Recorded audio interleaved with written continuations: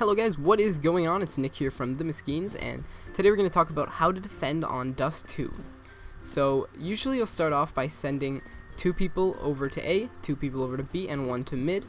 A lot of teams will do 3 to A instead of 2, but I'll explain why I don't like that and why I think it's more important to have 1 mid.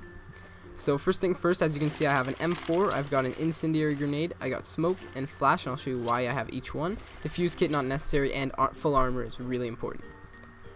So the first thing you're going to do is when you're running here, you want to jump just about when you hit the shadow, and do a little strafe while you do that, because if you're new to this game, that's the enemy base right there. That's the terrorist side. They'll usually leave an op, or even sometimes with an assault rifle I've seen, trying to pick you. So if you're just walking all normally, you might get opped or you might get picked, and that's just a really bad start to the round. So jumping, you'll either not get hit at all, or you'll protect yourself because you get hit in the leg instead of the head. So it's a really good play just to jump. Basically everybody does that I've seen. Really good, everyone should know that. Now you have 2 people sent to B, so one guy's gonna go through the window, one guy's gonna go through the double doors, and the guy who's going through the double doors, I personally think, should jump up onto this car right here, jump up onto this crate, slowly peek around, because if you didn't know what you can do, sorry, I'm going really slow, I just don't want to fall. Oh, and I fall anyway, awesome. What you can do up here is you can jump up, and you can actually just sit here and watch. This is where the enemies will come through if they're coming to B. So if you have somebody right here and somebody further out, I'll tell you after over there, you can basically watch your other player will call it out, and then you're ready here, usually with the P90, except I have an M4 right now because it's most the generic thing to buy on this side. And the second you see them, you just start spraying them down just like so, trying to get some headshots. It's really good. If a lot of people run through, you can get some good multi-kills there, especially with the P90. But that's basically the only play that I'd ask for somebody to go there. Next up, if you're running here, the fastest way is jump onto this crate, do a little strafe, jump here, get your M4 out, and just sit here. Now, it's really important to get here before the enemies get right there, because if they have an op or something and you're just running here, and you'll get picked right away, and being down that early is really bad on this side, and especially on the B bomb site. So if you get here first, even if there's an opper, you can try to pick him. Usually I wouldn't challenge, I'll shoot once maybe, and then test the water, and I'll hide. But other than that, if there's 1 or 2 guys, you really just want to try to pick them, take your time. Keep in mind you do have cover, so you don't necessarily need to start spraying like crazy and get all scared.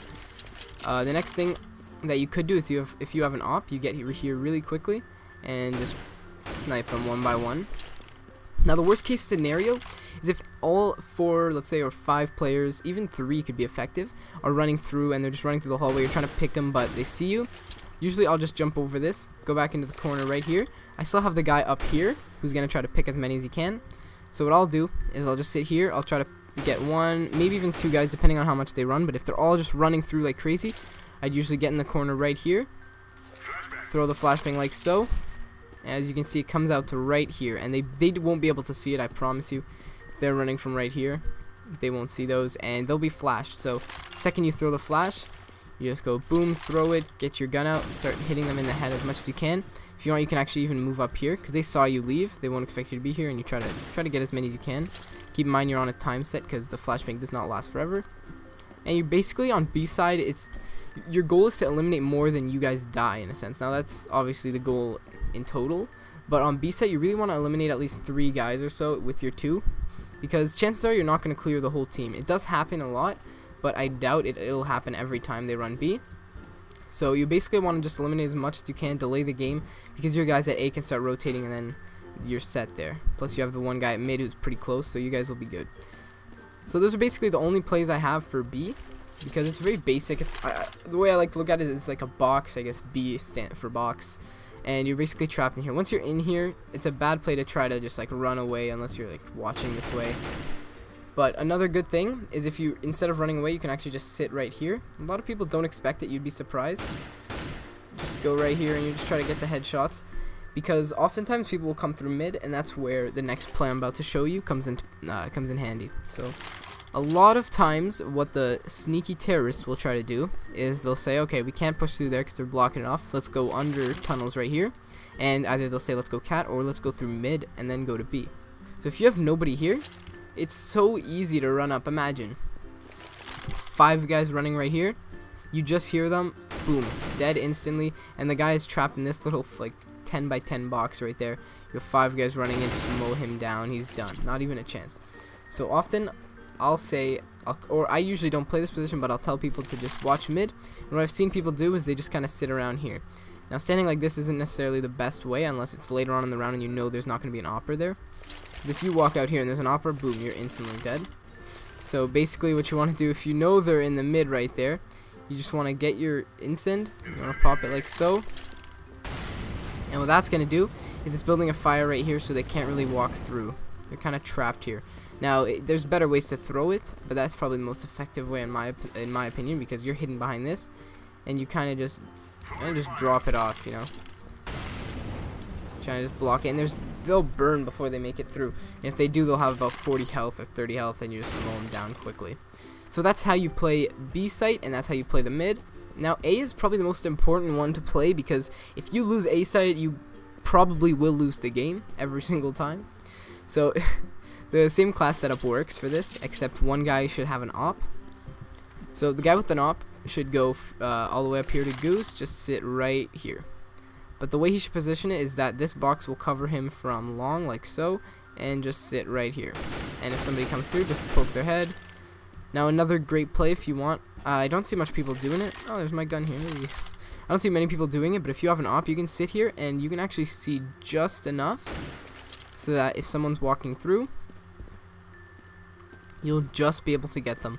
So if I'm walking here, boom, instantly dead. Really good play, plus you can see how many cross, and you can call that out for your team. Other than that, I'll have one person sitting basically Goose or bomb site, and I'll make a move. Like sometimes I'll go here, then just swap it around, like fake some moves, and basically defend from cat. That's his job. Now, you don't really necessarily need to watch for mid here, because you already have a guy there, and he'll call out if anything's happening. So I'll make the other guy rush with their knife, switch out, and then just get their M4 ready to poke any heads that pop. What am I even saying? That any people that peek here, you basically want to get them. Worst case scenario on this side is if all of them start to rush through here. Now usually what I'll try to do is I'll try to get the first guy, and then I'll just completely run. Even if I don't kill him, I'll just run. Two options, you can run there or you can run here. Running here is a lot more limited because you're trapped. If they start to rush you, you're basically done for. So this is where you notify your guy on who's watching cat. You want to tell him that they're running here. So you're going to try to get some picks, then they're going to aggro you. So you're basically aggravating them is the way I like to look at it. You're like shooting, you're trying to get them, and even if you don't kill them, they're assuming they know somebody's here, and now they're going to start watching this way, which is where this guy with the op will come into play. They're not going to really look there as much, they're going to be looking your way. Then he can go in and shoot them. Now they're aggroing him, because now they're like, oh my god, there's an opper there, we need to get rid of him. Then you can come out and you try to get some more, and you basically do the swapping technique between the two of you. Great communication is key for A side. And if you don't go there and you run back here, what you should do if you have an op or an M4, sit right here, because once they get into pit, that's a really bad scenario. So you really would just want to like try to pick them before they get in. If you can't and they get into pit, that sucks. You're going to have to let the opper get it, because you're probably not going to be able to. It's really hard to poke if they have an op, let's say. Another thing, they just continue running up this way right here. What you need to do is you need to make some quick plays. You need to get your flashbang out. You need to move here, throw it just like so. And then that, as you can see, will flash them completely. And they don't really have time to react, because most of the timer on the flashbang is being killed by that streak. And then all they have is this little like bounce here and it's done. So they usually won't notice it even. And if they do, they won't have enough time to turn. So then they'll all be flashed. That's when you guys both peek out and you just go loud and try to get as many as you can.